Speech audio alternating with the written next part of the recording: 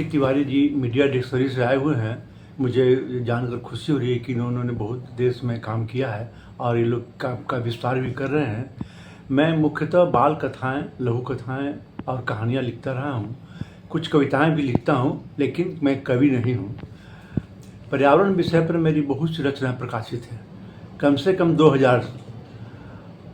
बाल साहित्य हो या कहानी या निबंध, सब में थोड़ा थोड़ा पर्यावरण कहीं न कहीं मेरा टच कर जाता है विषय। पर्यावरण वो शब्द भले नहीं हो, लेकिन पर्यावरण विषयक बातें उसमें आ जाती हैं। अभी हाल ही में मेरी अगस्त में ही 2 किताबें आई है। बूंद बूंद पानी बिलासपुर से छपी है। दूसरा एक बाल कथा संग्रह आया है चीतल की चालाकी, जयपुर साहित्यगार से। उसमें भी वन्य प्राणियों पर आधारित वो सारी कहानियाँ उसमें अंकलित है। एक मेरी और कहानी आ रही है अभी लखनऊ से, रोचक बाल कथाएं।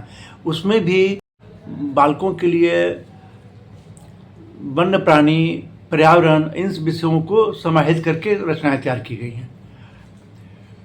अभी मेरी एक और किताब यहाँ, 2 किताबें यहाँ प्रयागराज में छप रही हैं।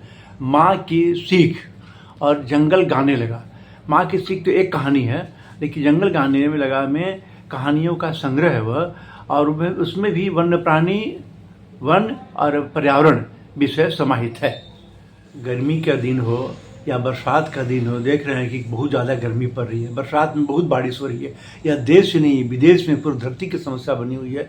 यह पर्यावरण विषय की समस्या है। और अभी हम देखें कि पहाड़ी क्षेत्रों में जो भूस्खलन हो रहा है, मिट्टी ऊपर से बह करके नीचे नदी में आ करके उसको, नदी को भर रही है मिट्टी, यह सब पर्यावरण में उत्पन्न समस्या है। इससे ग्लोबल वार्मिंग हो रही है और उसका नुकसान हम सबको भरना पड़ रहा है। तो इन सारी बातों को देखते हुए मेरे दिमाग में शुरू से आई कि पर्यावरण को बचाना बहुत ज़रूरी है। मेरी इस विषय पर एक पुस्तक है, हमसे है पर्यावरण। यह पुस्तक छत्तीसगढ़ के सब विद्यालयों में पढ़ाई जाती है।